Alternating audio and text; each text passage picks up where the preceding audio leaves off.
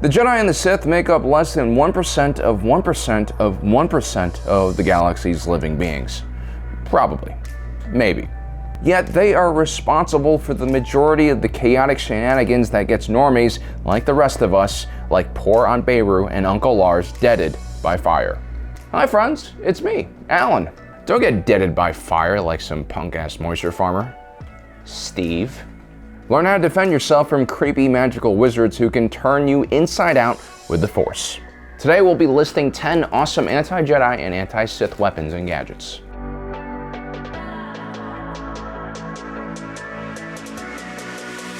The leading cause of death from Force users are usually related to lightsabers in one way or another.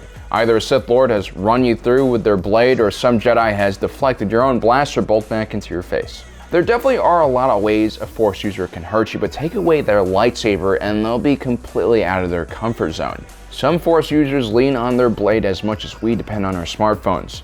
And so if you take their lightsaber away from them, the shock alone will give you a big window of opportunity.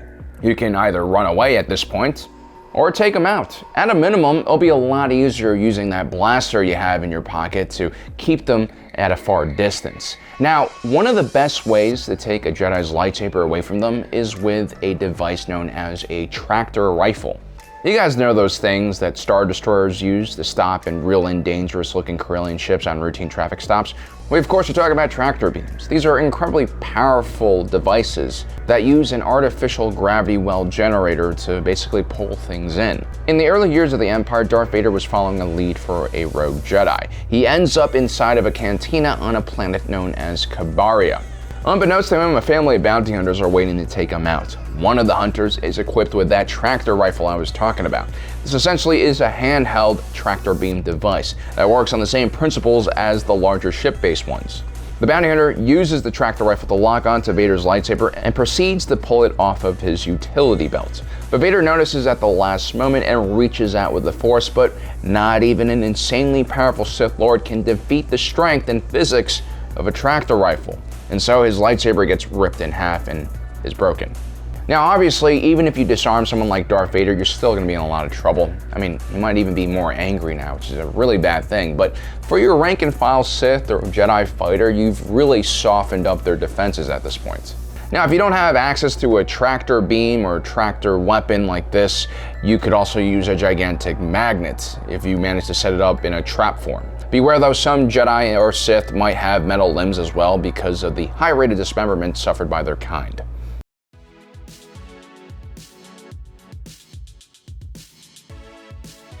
Now, we all know about Beskar's ability to take multiple blows from a lightsaber, but I have an even more rare metal that can help you a lot when dealing with a Jedi's lightsaber. It's known as cortosis. Now, the idea here, just like with the tractor rifle, is to remove the lightsaber away from the Jedi. Unlike Beskar, cortosis was a relatively fragile metal, but what made it unique was its very high energy absorption rate and transmission coefficients. When blaster bolts hit this material, it just kind of dissipated on contact. And better yet, when a lightsaber hits cortosis-laced armor, it short-circuits the blade, making it unusable for several seconds. Again, this creates an opening for you to win, and this will really shock the individual holding the lightsaber as well. During the legendary Yanchuri uprising, a bunch of these gigantic lizards managed to break into the Jedi Temple and slaughter a bunch of Jedi who were surprised by the abilities of their cortosis shields.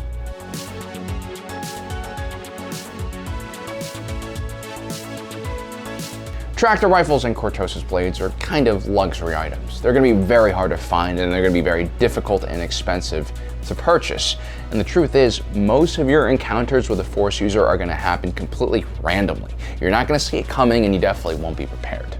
You might just be minding your own business one day, having a picnic with a thick alien shorty, and bam, a bunch of Darksiders crash a speeder right on top of you and start waving their laser swords all over the place. What do you do then? Well, the best way to deal with anything is to understand how they work.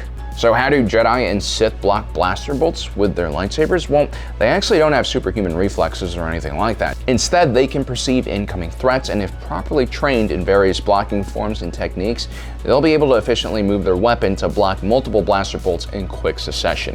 Now, obviously, a Jedi can be overwhelmed if enough individuals are shooting at them from enough angles at high enough of a rate. But what if you're by yourself? How can you overwhelm a Jedi's defenses? Well, create a projectile that they cannot block, which means lighting a bunch of fuel on fire and throwing it at them. Using a flamethrower. A lightsaber can't do anything against a flamethrower, and while hidden wrist flamethrowers like the ones that Mando Bros like to use might only have a range of a few feet, larger backpack flamethrowers can have a range of several meters. Either way, the flamethrower can buy you space and time, which can definitely save your life. Never let one of those saber-wielding wackos get too close to you.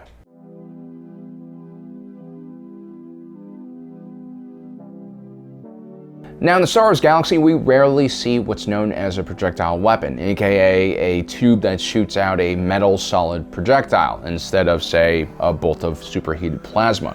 But they actually do exist in Star Wars, usually in the hands of more primitive tribes. You have the Ewoks and their bow and arrows, the Tuskens with their cycler rifles, and of course, if you know where to look, you could probably find a scatter gun in the lower levels of Coruscant. These things are basically shotguns with buckshot. Projectile weapons might be pretty antiquated and were mostly phased out because of advances in personal armor, but they still remain quite effective against the Jedi, who don't wear any armor. And if they do try to block your projectile, whether it's a buckshot or a slug, at best they'll superheat it, at worst they'll melt it down into molten slag, which will just spray right all over their body.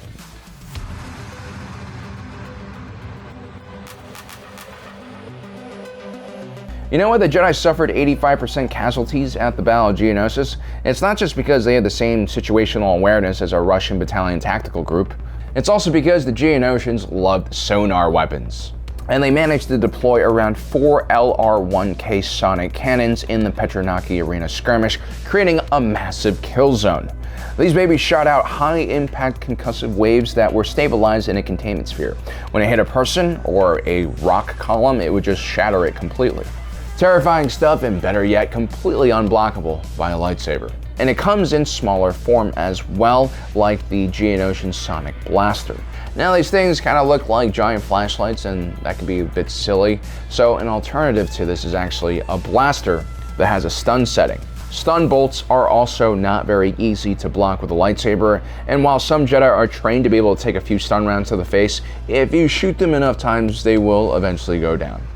Remember, it's not just about killing the Jedi or the Sith, it's about getting away.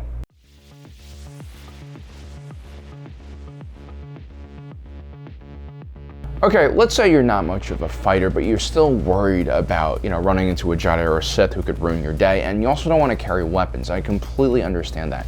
In that case, your best bet is to get a pet, like a Vornskir. They're basically like a well-trained guard dog.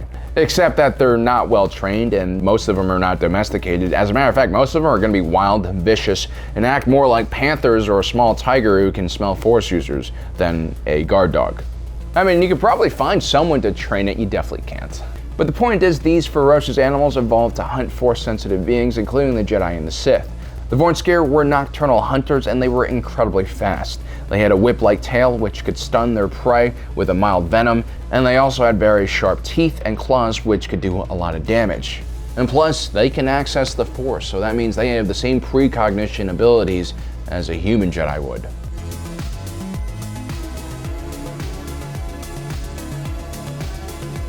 Now, the reason why Vornskir naturally try to hunt down Force sensitives is because they evolved on the world of Mirkr, where they mainly hunted and fed on the Ysalamiri. These were lizards that just chilled on trees. But they possessed a very unique ability. They could create a bubble around themselves that repelled the Force, creating a Force-neutral bubble. If enough Ysalamiri grouped together, they could create a several kilometer-wide Force bubble. When a Jedi or a Sith enters this bubble, they become basically normal individuals who can't access the Force in any way. This means no sensing individuals around them. This means no using the Force to explode your heart or, shoot lightning at your face. Grand Admiral Thrawn in Legends used to swear by these things. He would always have a Ysalamiri nearby, either around his command chair or just wrapped around his neck. If it's good enough for Thrawn, it's good enough for me.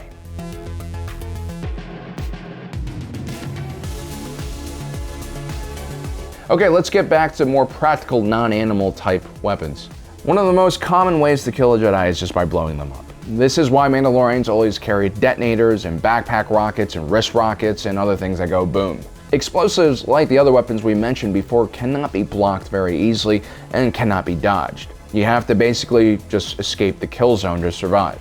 One of the easiest ways to get rid of a scary Jedi or Sith is to lure them onto a ship or inside of a building that you've already laid explosives in. If you're a real baller, just grab a detonator in one hand and hug the Force user of your choosing as tightly as possible and hope for the best. Just make sure the explosive is powerful enough, because some of these guys, especially the Sith Lords, can really take a lot of punishment before expiring. An alternative to using explosives, which could be dangerous to the user as well, is utilizing some kind of heavier blaster like a Z6 Gatling cannon, or even better, a ship-based laser cannon. Those things pack a huge punch, and even if a Force user can block some of those bolts, it'll probably eventually knock his weapon out of his hands.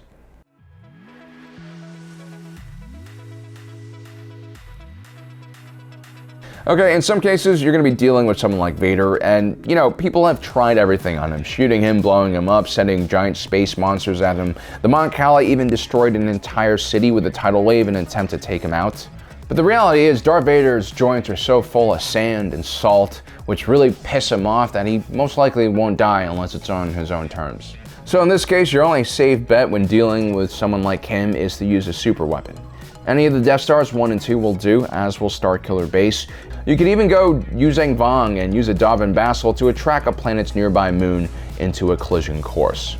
The point is, you gotta make sure your target is on that planet and then destroy the planet.